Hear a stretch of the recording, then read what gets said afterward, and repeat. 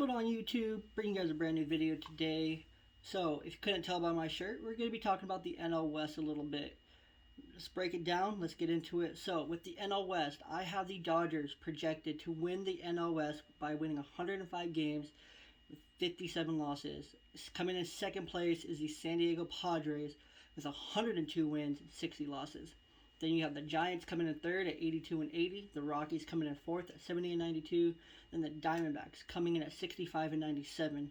Yes, the drop off between the 1 and 2 is drastic between 3, 4, and 5 in the NL West. Just the talent gap is a hard one to overcome in the NL West. And I just don't think the Giants are talented. Yes, I just don't think they have quite enough to make a run at it. Neither do the Rockies, and I think the Rockies are a little bit better than the Diamondbacks. But the Diamondbacks have a lot to prove, and it doesn't help that Cole Calhoun just went down with a torn meniscus. Let's see here. Award winners. Speaking of award winners, I just want to give a quick shout out to my boy Jeremy and the crew over at StashItSelfStorage.com. These guys are phenomenal. If you have a basement, an attic, shed, anything you're not using, garage, storage shelf, whatever, and you can store some other people's stuff and you want to make some money off of it, why not? Go over to StashItSelfStorage.com, use the promo code YOUNG at checkout when you go to create your listing or grab a listing or whatever. Let them know I sent you. Who knows, you might be surprised and you're supporting a good cause. So go over to StashItSelfStorage.com, use the code YOUNG at when you finish posting your listing or grabbing a listing, to let them know I sent you. Be much appreciated. Anyways, award winners. So the MVP in this division, of course, comes from either the Dodgers or the Padres.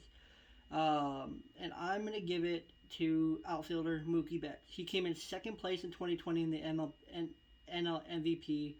I think 2021 he gets his NL MVP to go along with his AL MVP he already has from his time with the Red Sox. With his third World Series ring, I think he easily hits 29 home runs, 90 RBIs, and slashes a line close to 290, 380, 500 plus on his way to the award. The other guy that I think could win it, Fernando Tatis Jr. If you've seen him in spring, he's going all out already. He is Mr. I break all the unwritten rules, and he's just simply incredible. There's a reason he got that massive 14-year extension to put him up there with Mike Trout and Mookie Betts as the third highest paid player in baseball. But it's a tight division. You also have Manny Machado, Cody Bellinger, Mike Yastrzemski, Trevor Story, and Ketel Marte, who could all also compete for the MVP award. Also with anyone on the Dodgers in that lineup as well. Looking at Cy Young, I think Yu Darvish was the biggest snub in recent memory in Cy Young voting. He lost the award to Trevor Bauer, who ironically is now in the same division. Only thing that Bauer had on him was a slightly lower ERA and about 20 strikeouts. However, Darvish was the overall better pitcher. When you look at FIP, win-loss, impact on the team, it was just the strikeouts and the ERA, and that's really what the voters care about, unfortunately. But I think Darvish rebounds. He's pitching in front of a much better offensive team in San Diego with a much better defense overall through and through, and with a better bullpen behind him, which equals more wins. So I think Darvish can compete with the combo of Walker, Buehler, Clayton Kershaw, Blake Snell, Trevor Bauer, Kevin Gausman, Madison Bumgarner for the NL Cy Young. I think it's a very real possibility that he could win it there. And obviously the Rookie of the Year, I got to give it to new Padre, KBO, import, Ha-Seong Kim. Kim, this dude is incredible. He is so fast. He is electric on the bases. He is great with the bat. In the KBO last season, he had 30 home runs, 109 RBIs with a 306, 397, 523 slash in the KBO. With, I think, about 20 stolen bases in there as well. He's only 25. The Padres got a steal in Ha-Seong Kim to go along with,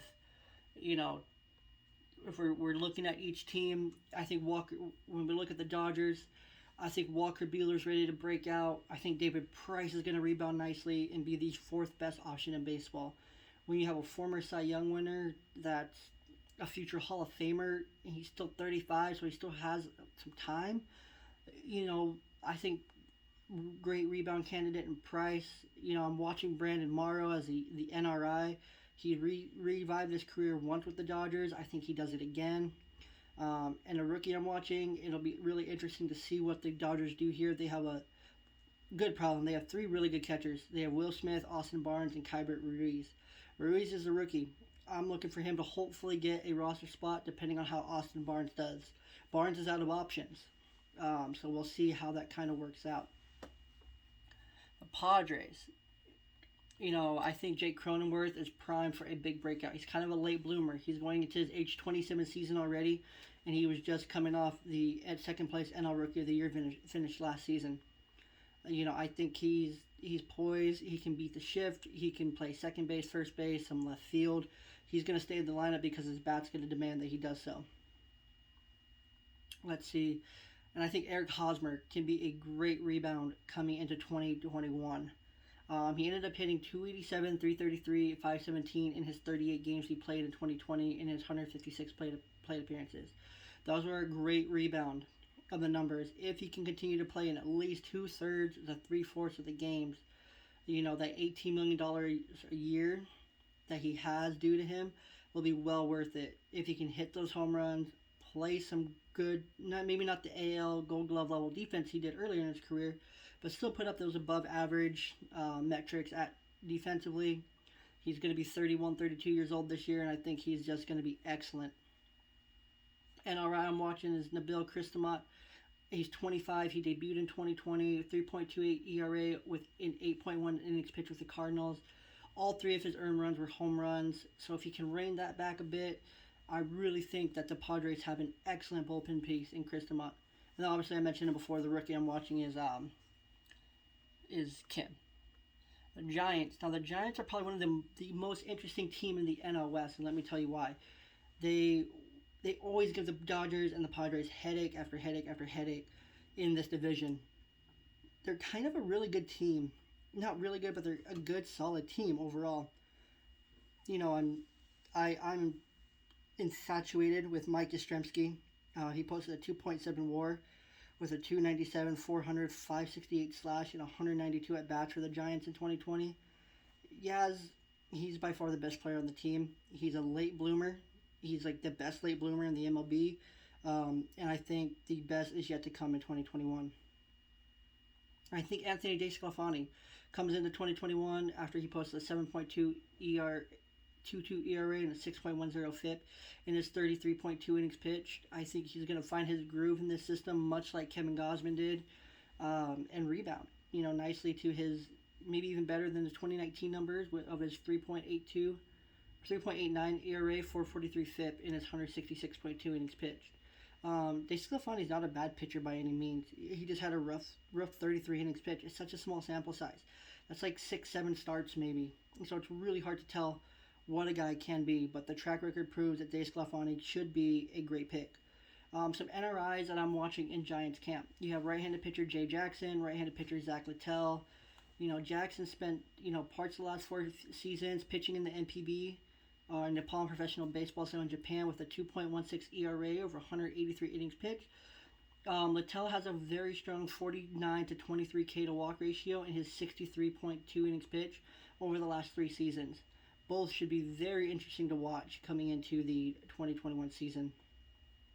And of course, the rookie I'm watching is Joey Bart. We're all watching Joey Bart. Posey should be taking more more reps at first, but Bart could also be taking more reps at first while Posey works in behind the plate.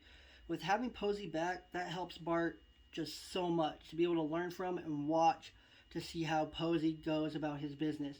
Each player is completely different in what they need to succeed, but I think Bart being actually able to watch Posey in and out of the locker room and on the field every day is going to be really highly beneficial, especially if they're on the field at the same time, because Posey's going to have his eye everywhere. Catcher him at first base, he's going to be watching what Bart does, and he can help him just call a much better game. I think this is a match made in heaven. I think it's going to be a great last season for Posey, and I think Bart's going to be taking the reins. let's see, the Rockies. We're not excited about the Rockies because they traded Nolan Arenado. It's only a matter of time before they trade Trevor Story because they're not going to pay him. There has been no extension talks. There has been no further dialogue or anything between the two sides. So I think that it's time to just kind of throw in the towel if you're a Rockies fan and just say, we're the fourth best team, maybe even fifth best team in the NL West, and we're bottom, and we're going to be bottom for the next at least 5 to 7 years. Um, but regardless, I think the hype needs to be around. If you're a Rockies fan, Raimel Tapia. I said it last season. I'm going to keep saying it. He played in 51 games and he posted a 321, 369, 402 slash in 206 plate appearances.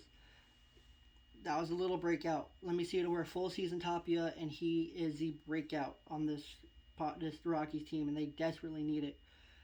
They also need the combo of Antonio Sensatella, Kyle Freeland, and John Gray to rebound. Each posted at least a 4.57 FIP or higher. Each posted an ERA of 3.44 or higher. They each need to bring that down to at least a 3.5 mark in each of those categories if they want to help this team compete at all. I'm watching Greg Byrd in camp. He's battled injury since 2015 with the Yankees. He's only managed 522 plate appearances since 2015 with a poor 194, 287, 388 slash. However, if he's healthy, I think he brings a great value to the Colorado Rockies at first base. And of course, a rookie I'm watching, Ryan Rawlinson. He's an organization's number 2 prospect. He's 23-year-old starter. He has an 8.9 record over 169 innings pitched in the minors. He has a 3.94 ERA with 166 Ks and 48 walks. So he gets guys out with the strikeout. He doesn't allow a lot of base runners, which is a great sign. ERA is a little high, probably because he throws a lot of strikes, as we can tell. So he's going to get hit. But if he can master his control, Ryan Rawlinson might be one of those really interesting guys that could do extremely well in the Mile High City. And lastly, we're going to talk about the Diamondbacks. Yes, I'm a fan of the Diamondbacks. I lived in Arizona for a few years. I really like the Diamondbacks. Went to a few games, so I'm not partial to them whatsoever. Obviously, by my projection, I just think back in 2018 it was great. It was fun. Looked good. 2019 looked good. Looked fun. Bringing Madison Bumgarner, and then it just wasn't what it needed to be. I'm calling the breakout for catcher Carson Kelly. Yes, he posted a negative 0.3 WAR in 2020, but he only had limited uses in 29 games, 129 plate appearances with a 221, 264, 385 slash. Looking back at 2019, though, when he was limited to 111 games, 365 plate appearances with 18 home runs, 245, 348, 478 slash. I think the whole Arizona Diamondbacks team took a huge step backwards in 2020. It's only forward from here to get back to replicate what happened in 2019, where they were a threat of a team. But now the NL West is a lot tougher. The whole team needs to rebound. They were great in 2019. They got into the playoffs with a wild card. A lot of people were high on them. I thought they were going to be really good in 2020. They were going to be right there after the Dodgers and the Padres and just really compete. But said they fell off. They fell off hard. Madison Bumgarner, Ketel Marte, they're both top 100 players in the MLB. To me, they're the best hitter, the best position player, and the best pitcher on this team. But they did not help win. Both those guys have a huge rebound coming for them in 2020, which is why I think Ketel Marte could be in the MVP conversation, and Madison Bumgarner could find himself back in the Cy Young conversation. The NRI I'm watching in camp, obviously, Seth Frankoff. He had 2 strong seasons in the KBO in 2018-19 with a 3.68 ERA over 266.2 innings pitched. I think he's coming in. He's going to compete for a rotation spot. He's been competing for a rotation spot in spring. I think he could crack the opening day roster with a strong showing if he keeps it up. Lastly, the rookie I'm watching in camp is infielder Gerardo Perdomo. He's the club's number 3 prospect. He has spent the last 3 seasons in the minors so far. He's 21 years old. He's an on-base machine. Machine. Listen to this. 4.411 on-base percentage in 1,034 plate appearances. Perdomo can play both second base and shortstop. which isn't a huge area in need. But if they decide to use Marte more in the outfield again in center field, he could slot in nicely at second or shortstop and take over the job there. But I really would keep my eyes on Perdomo, Diamondbacks fans. He has a bright future ahead of him.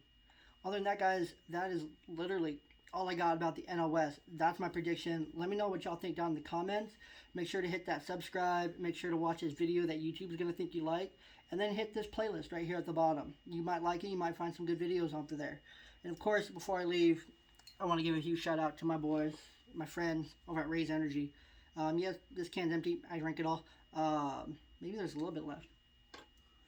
Just a little bit. That is 300 milligrams of refreshing deliciousness right there. Focus, recovery, energy, stamina, and hydration.